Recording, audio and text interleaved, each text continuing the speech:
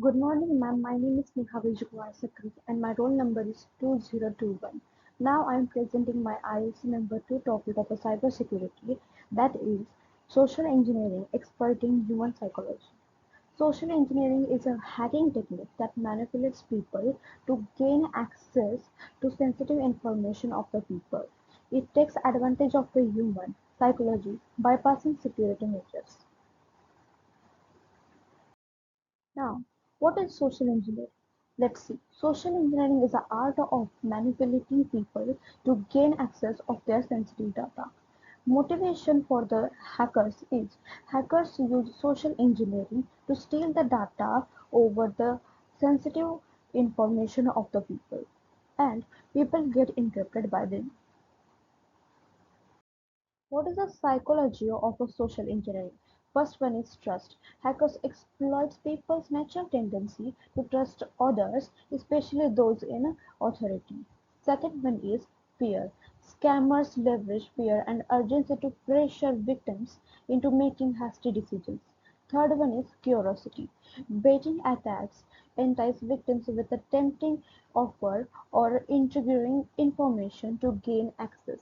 For example, a user getting phone from a hacker and they will tell an interesting offer or something related to that, and in this the person or user, he or she, they trust to the hackers, and like this the hacker gain access from them.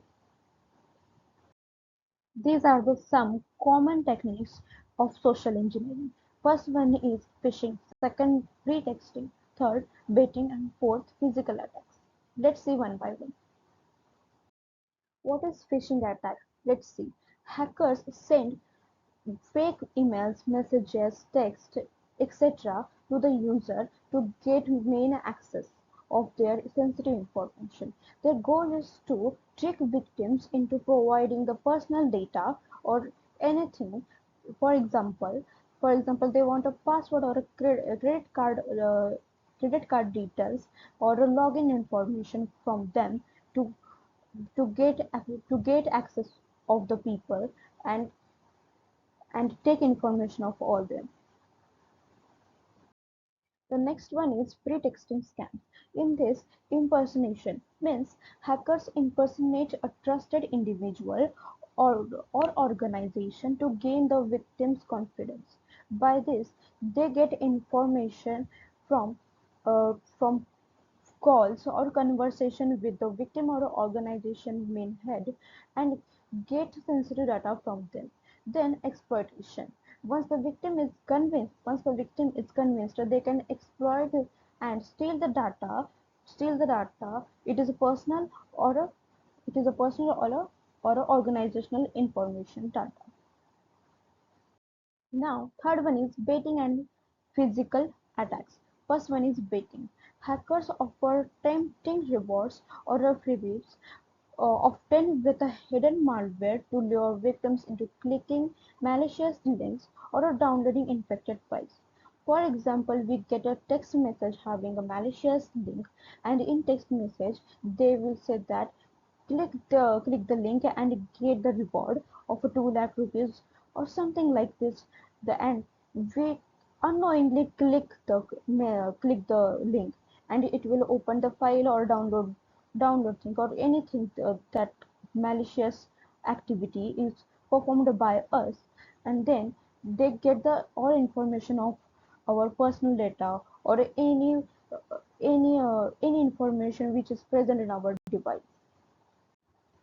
Also, I would like to give another example. You will get a fancy texted email having um, say they say like a play the game and win the prize, and in that you just click the file giving file link, and by the clicking that thing you will lose your data at all.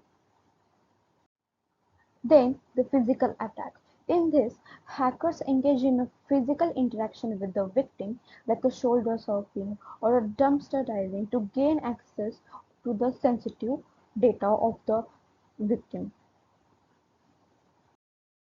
These are the four techniques which our hackers are used for taking the sensitive data of the person, of the personal or uh, financial or organizational. But now what we have to do, that let's see the defending against social engineering. That first one is be skeptical, means always question requests for personal or financial information, especially if they seem suspicious or urgent.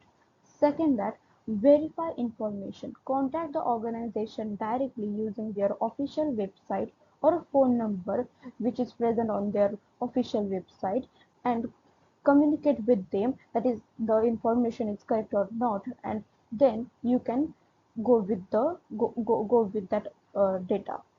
Next one is implement strong security measures. Means you have to do the strong password, enable two-factor authentication of your Google ID or etc. Means whatever what is means where you are using the your IDs, there should be a two-factor authentication needed. Then keep your software updated with the latest security patches. By uh, updating the software, you will get all notifications and best security to your device. For such malicious events by hackers, we have to implement security awareness training. Train employees. Educate employees about social engineering techniques and how to identify and avoid scams. Promote security awareness. Create a culture of a security awareness within your organization, fostering a sense of responsibility among employees. Third one is regular updates.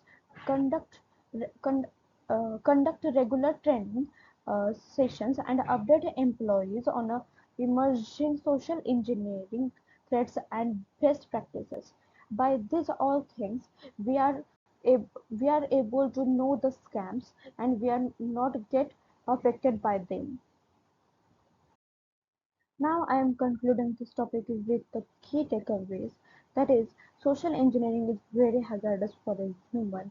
They get exploited using their four techniques as we see in the presentation.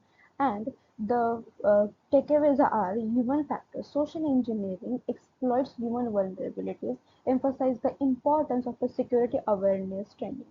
Protective defense. This is the second one. Implementing storage security measures combined with vigilant employee awareness is crucial in safeguarding data and system. It is very important to train the employee of the company because the data is very crucial of the company and we are not able to gain that return data. That's why we have to aware and learn about the uh, safeguarding techniques. That's why it is very important. Thank you.